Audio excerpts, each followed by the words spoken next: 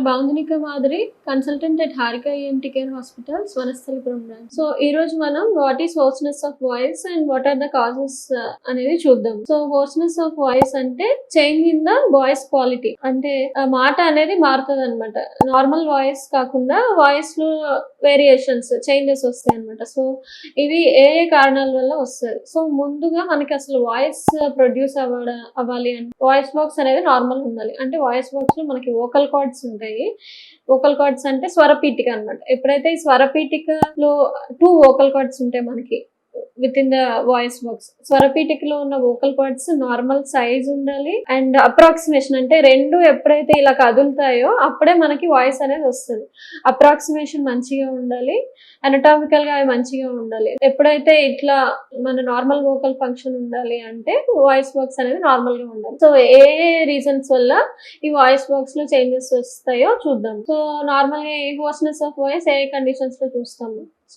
First common గా వచ్చేసి infections, laryngitis అంటే వాయిస్ బాక్స్ దగ్గర వాపు లాగా రావడం కానీ, థ్రోట్ ఇన్ఫెక్షన్స్ లో కానీ, ఇట్లాంటి కేసెస్ లో కూడా వాయిస్ చేంజ్ అవుతుంది.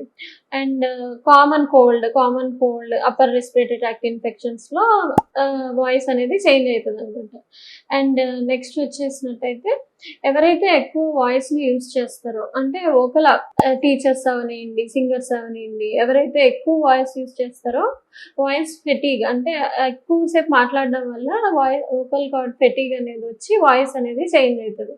సో ఇదే కాకుండా ఈ వోకల్ కార్డ్స్ మీద ఏమన్నా చిన్నగా గడ్డల్లాగా, అంటే బినైన్ ట్యూమర్స్ అవ్వచ్చు, మాలిగ్నెంట్ ట్యూమర్స్ అవ్వచ్చు. బినైన్ లో చూసుకున్నట్టయితే పాపిల్లోమాస్, అంటే చిన్నగా పాపిల్లోమాస్ కానీ, హిమాంజియోమాస్ కానీ, లేదంటే వోకల్ కార్డ్ నాడ్యూల్స్ అంటాం. నాడ్యూల్స్ అంటే చిన్నగా నాడ్యూల్స్ లాగా మనకి బోత్ వోకల్ కార్డ్స్ మీద వస్తాయి. ఆర్ వోకల్ కార్డ్ పాలిప్స్, ఇలాంటి కండిషన్స్ లో వాయిస్ అనేది చేంజ్ అవుతుంది.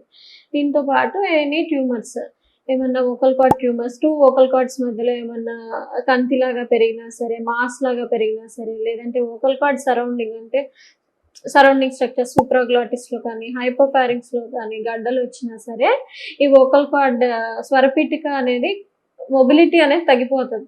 దానివల్ల ఈ వాయిస్ చేంజ్ అనేది వస్తుంది అనమాట. దీంతో పాటు వోకల్ కార్డ్ పెరాలసిస్, కొన్ని కేసెస్ లో 2 వోకల్ కార్డ్స్ అప్రాక్సిమేషన్ పోతుంది అనమాట. ఒకటేమో కదులుతుంది, ఒకటి కదలకుండా పారలైజ్ అయిపోయి ఉంటది అనమాట.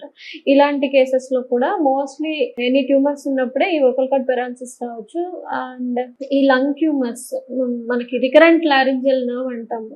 ఈ వోకల్ కార్డ్ కి సప్లై చేసే నరం అనేది ఎప్పుడైతే వీక్ అవుతుందో అప్పుడు కూడా ఈ వాయిస్ చేంజ్ అనేది వస్తుంది.